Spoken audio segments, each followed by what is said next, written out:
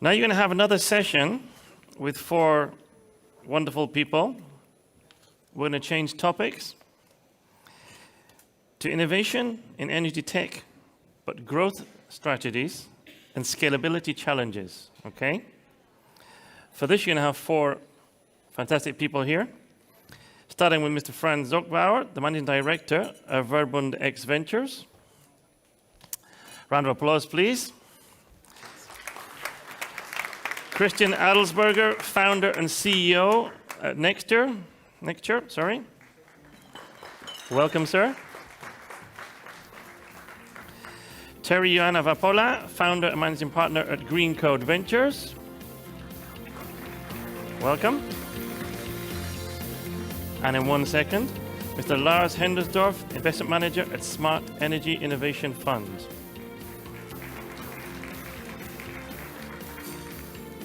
That's up to you guys. Take it from here. Enjoy. Wonderful. Thank you. Thank you very much for the introduction. Good morning, everyone. My name is Christian Adelsberger. I'm founder and CEO of Nexture. So what we've thought about is what would potentially add value to this audience in terms of interested topics. And we have an interesting constellation here in terms of startup, corporate VC, so it's a little bit of a nice mix.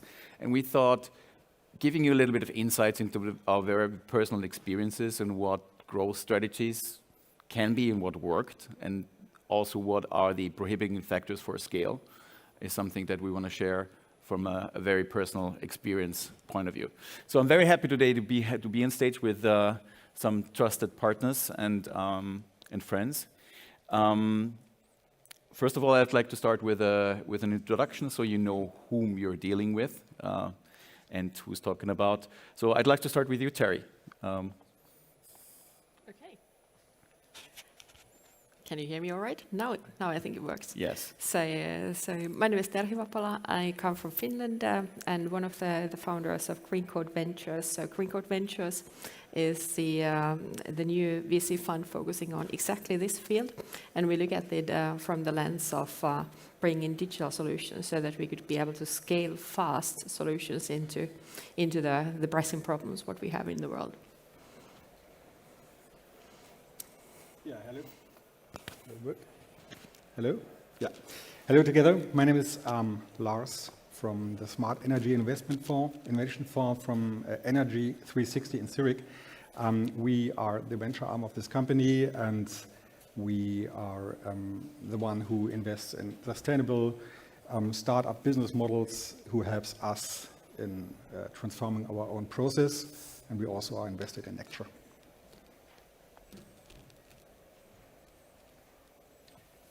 Yeah, good morning, everyone. I'm Franz Zöchbauer from VERBUND Ventures. VERBUND Ventures is the CVC unit of VERBUND, the leading Austrian energy company and one of the leading energy companies, renewable energy companies in Europe. VERBUND Ventures is quite a new CVC unit. We are focusing on investments with impact, so really impacts in accelerating the energy transition, and also with impacts as an investor, so that we really help scaling the companies we're investing in. We have done so far 3 investments. Our target is to build up a portfolio of 15 investments in the next 3 years. And hopefully, in the next 3 to 4 weeks, we're able to announce a couple of more investments. Wonderful, thank you. And last but not least, Nexture. We are accelerating the EV transition of fleets. So we believe that the speed of developments is not fast enough to slow down the pace of climate crisis, and we see it as our responsibility to contribute that. And we started off working with car-sharing companies all across the world, optimizing the position of those vehicles in terms of demand, and got into a situation where more and more EVs were onboarded, and we're now talking about 50% of all those vehicles are EVs.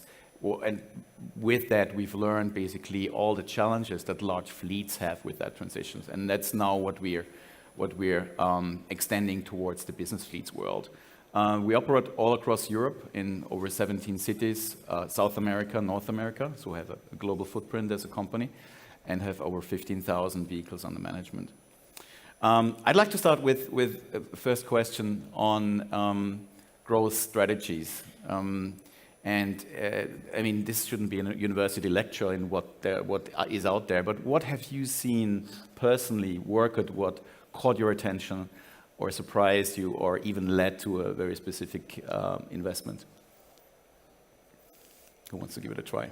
Yeah, I can start. And I like to share some two examples. One I like to call service and speed as a service success growth strategy, and the second one, marriage growth strategy. The first one, it's about a company who really, it's a digital platform offering immediate value to the customers or the partners working with.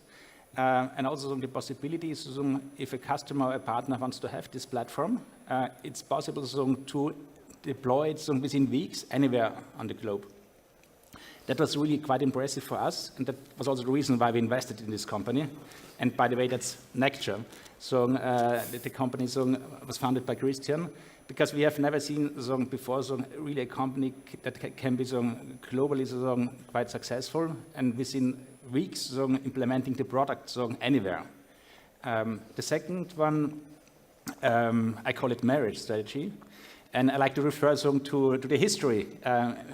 Many of you know the Habsburg monarchy, and they had in former times the growth strategies. Other nations are doing wars, we doing marriages in order to expand our territory, our growth.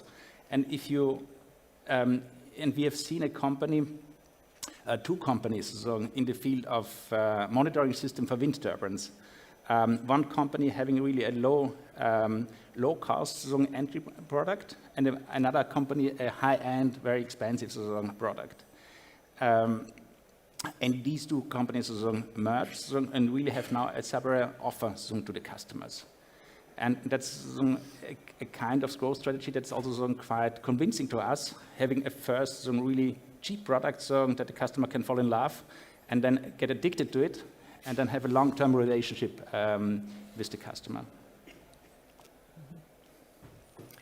So I think there is no one growth strategy which would work for everybody. So it's always dependent on the industry and the company and what they want to achieve. So I think it's hard to generalize. But if you think about first the basics, so obviously in order to scale, you need to have a very good product market fit. I'm an engineer, so I always love the products and the companies who have something which is so valuable for the customer that they can't be without it.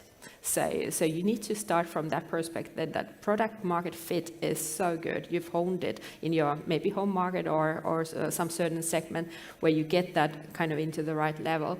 And only then it makes sense to start scaling. And when you start scaling, so I think you need to make choices. So I think one of the most important things for a startup is that you are very limited in terms of resources. So looking at what you want to do really well and focus on that. So it could be that you penetrate certain large market as good as you can, take the references, build on that, and have the playbook on that.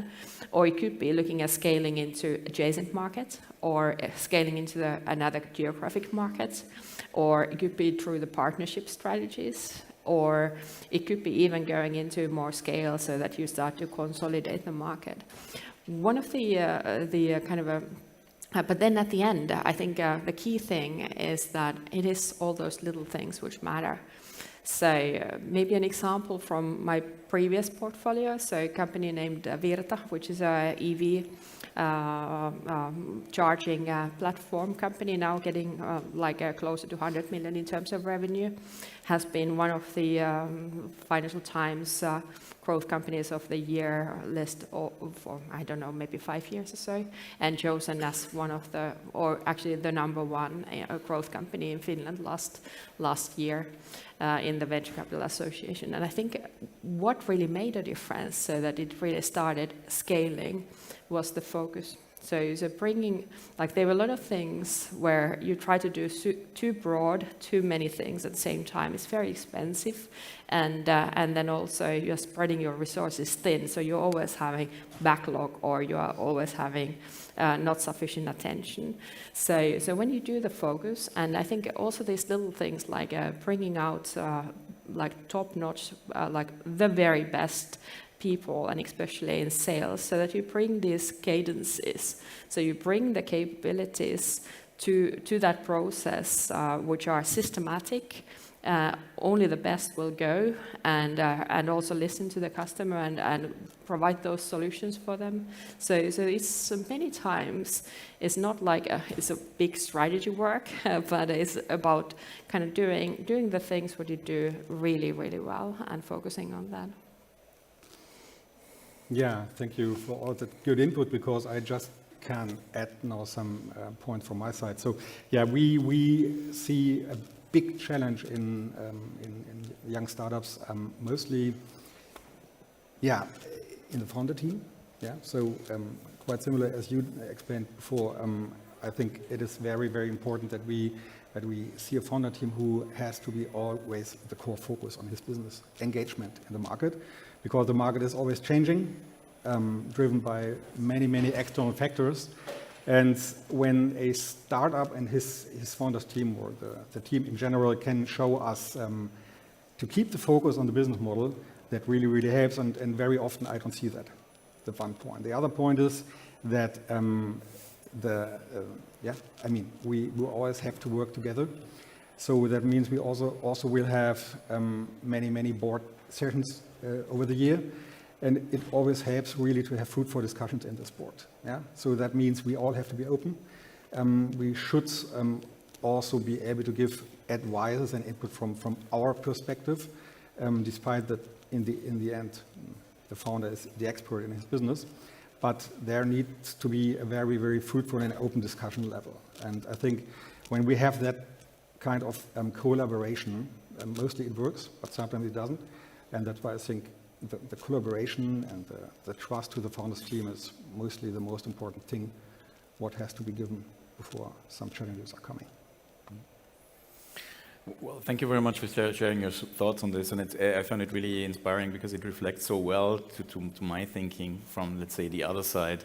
Talking about our very personal, let's say, growth strategy, we kind of stumbled upon it because the very first customer that we won was in Seattle, so 10,000 kilometers away, for a 10-people company, right? And all the investors told us, oh no, you don't want to do that, and you want to stay away from that, it's too far away. But what happened is that we had to think about ways how to build the product and deploy the product in a way fully digital, without the need that we ever have to go to this place, right? It also led to the situation that we used a lot of data sources, or more data sources than usual, because we didn't have any local knowledge and know-how, right? So we had to overcome that point. And then this led to a situation where we created a blueprint to rolling out pretty much wherever in the world. Wherever there's a fleet in need and pain, on a worldwide scale, we can go there within a super short period of time. And this is now for us a huge competitive advantage in this market, and created a super flexible organization.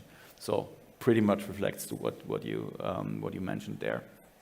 Also, I want to address one point that's been brought up in terms of obstacles towards scale.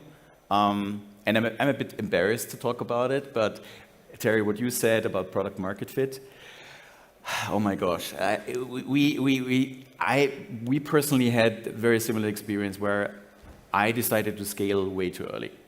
And it's not that it's clear, right? You have to have product market fit and then you scale. But we truly believed we had product market fit. And the team was so confident about it. And we ignored a lot of signals that were there and live, but we were so focused on, let's say, getting it through that it made us a little bit blindsided on this one. And this is where I think where contribution from the investors, from CVC side, and the board is so extremely helpful, because you need a trustworthy relationship to enable hard feedback, right? Because that hard feedback sometimes will be the eye-opener in terms of enabling yourself.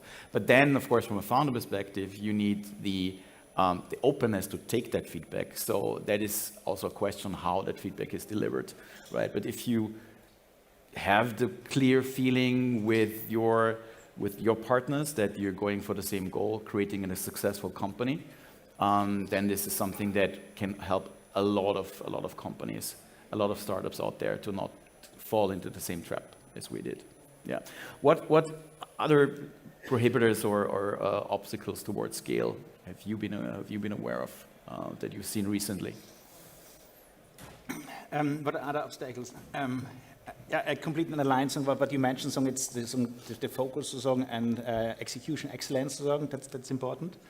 And it could be also a challenge if you're too successful. For example, with one of your main customers and then have a too high concentration rates, so then you have to recognize you're successful, quite successful, but maybe if this one customer makes another decision, another move, so you're really at a big danger. So really to overcome also early successes to broaden your customer base.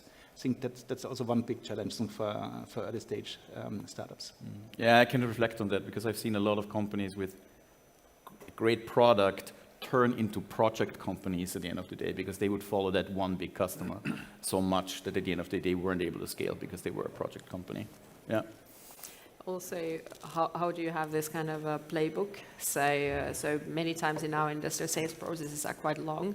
So how do you have that shortened up? What are the capabilities to do so? And also maybe play two fields at the same time. Mm-hmm. So you have the big customers who are super important, but you have certain other segment of customers who could turn quicker so that you can kind of work on long game and short game at the same time so that you can use that as an advantage.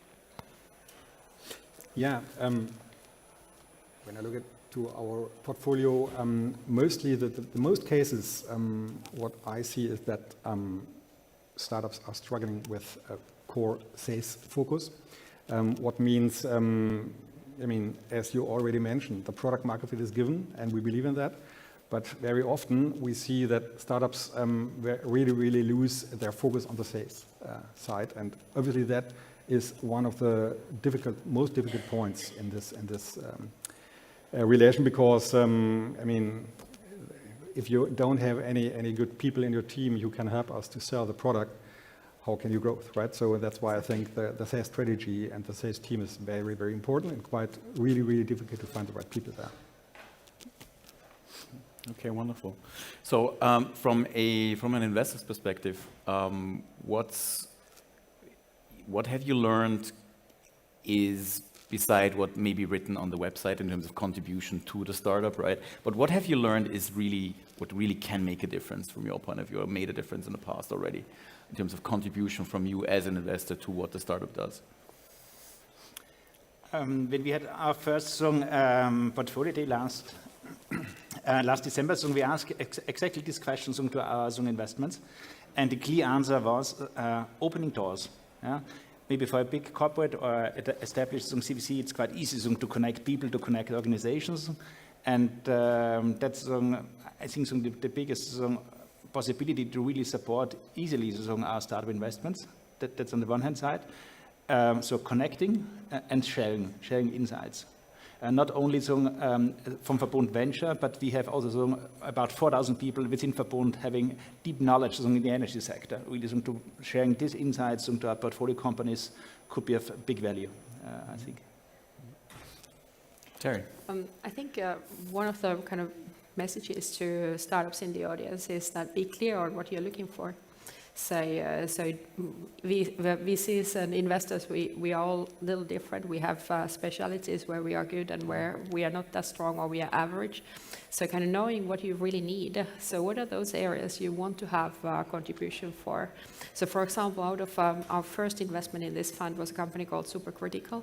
And they had already Lightspeed Venture Partners as the lead. And they were looking for a climate tech fund to invest together. And they were very clear. They wanted somebody who understands carbon removal technologies and somebody who understands the regulation related to that. And then they were looking at all the different climate tech funds from that perspective and with that lens. And then as much as we, ask about questions on them, they were asking questions about us. And then at the end, I think that was something which I would give as a message. So know what you want, then you can find what you need. Yeah, same with us. I think we invest also in startups because we want to learn from these startups. Also for our own organization, And what I have learned in the past is that the factor to convince their own team to support this product or idea from the startup also in the internal structure is sometimes challenging. It works, but it has to be very, very good prepared, also from the side of the investment team or the project managers who has to integrate some business models into our organization. This is not a quick one, right? So that needs to be time, that needs to have a lot of engagement of all involved people. And sometimes this is also challenging then, again, for the startup, because we say that to them, please be focused on your business, and we want to distract them from his business because of our own integration efforts. So it's a balance between doing the right things, right? So that's why I think that needs also in the future a lot of learnings. Wonderful. Well, Terhi, Franz, and Lars, thank you very much for sharing your insights. It's been an inspiring discussion for me. I hope the same for you. And with that, closing this session, thank you very much for your attention.